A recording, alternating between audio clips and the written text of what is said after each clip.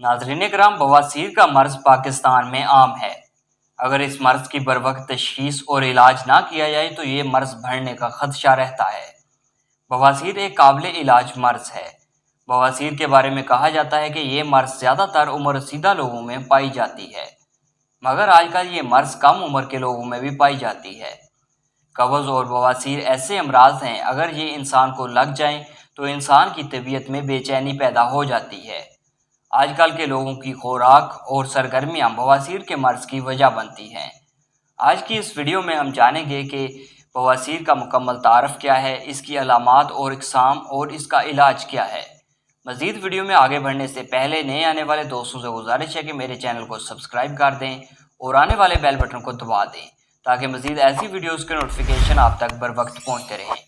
नाज़रीन कराम, अगर आप भी किसी मर्ज़ की मेडिसिन मंगवाना चाहते हैं तो नीचे दिए गए नंबर पर रब्ता करके आप कोई भी मेडिसिन मंगवा सकते हैं।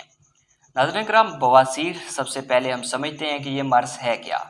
बवासीर दरअसल पाखाने वाली नाली, जिसे हम एनल कैनाल कहते हैं, उसके अंदर खून की नालियों के फूलने को कहते हैं। पाखाने की नाली में मौजूद खून की नालियों में इलास्टिसिटी होती है। अगर इंसान को पाखाना ज़्यादा सख्त आए तो उससे खून की नालियों पर दबाव पड़ेगा और वो अपनी इलास्टिसिटी खो देगी, जिससे इंसान के अंदर बवासीर का मर्ज़ पैदा हो जाता है।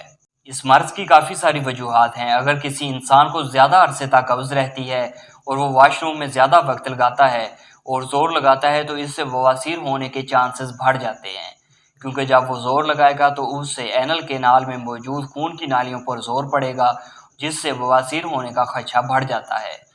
इसकी दूसरी बड़ी वजह यह है कि ख़वातीन में जब प्रेगनेंसी होती है तो प्रेग्नेंट होने के साथ औरत के पेट के निचले हिस्से में बच्चेदानी पर बहुत ज़्यादा ज़ोर पड़ना शुरू हो जाता है, जिससे खून की नालियों पर भी दबाव पड़ना शुरू हो जाता है, जिससे कब्ज़ और दूसरे अमराज जैसा कि बवासीर होने के चांसेस जो हैं वो बढ़ जाते हैं। और कुछ लोगों में ये मर्ज़ देखा गया है जो लंबे अरसे तक खांसते रहते हैं। जब इंसान ज़्यादा वक्त तक खांसता रहता है तो खून की नालियाँ, जो कि हमारे एनल कैनाल यानी कि पाखाने वाले रास्ते में पाई जाती हैं, उन पर दबाव पड़ता है, जिसकी वजह से बवासीर होने के चांसेस बढ़ जाते हैं। नाज़रीन कराम, बवासीर की दो इक़साम हैं और इसकी अलामात भी अलग अलग हैं, तो हम इसको डिस्कस करते हैं। सबसे पहले हमारे पास बादी बवासीर आती है, इसे हम इंटरनल हेमराइड भी कहते हैं। इसमें अलामात के तौर पे ये आता है कि आपके पाखाने के साथ आपको खून और शदीद दर्द का एहसास होता है।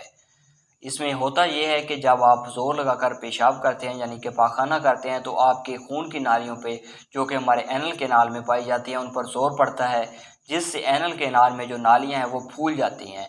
और अगर ये मर्ज़ लंबे अरसे तक रहे तो वो नालियां जो हैं वो पाखाने के रास्ते बाहर आ जाती हैं, जिसमें इंसान को बहुत ज़्यादा तकलीफ़ का सामना करना पड़ता है। इसमें हमारे पास दूसरी किस्म जो आती है वो आती है खूनी बवासीर की।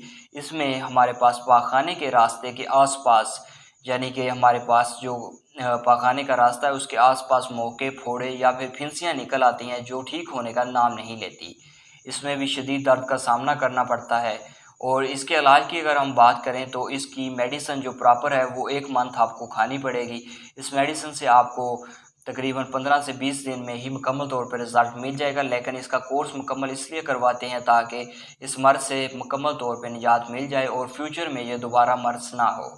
अगर आपको ये मेडिसिन चाहिए तो आप हमारे व्हाट्सएप नंबर पर रब्ता करके हमसे ये मेडिसिन मंगवा सकते हैं। तो अगर हम सबसे पहले इसके इलाज की बात करें तो सबसे पहला इलाज ये है कि आपने सबसे पहले कब्ज़ का इलाज करना है।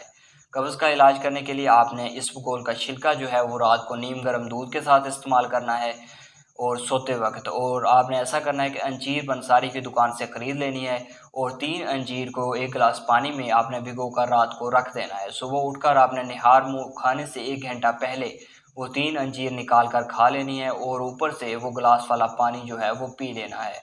इससे आपका मर्ज़ जो है काफ़ी हद तक कम हो जाएगा और आहिस्ता आहिस्ता आपको इससे मुकम्मल तौर पर निजात मिल जाएगी। अपना बहुत सारा ख्याल रखिएगा। खुदा हाफिज़।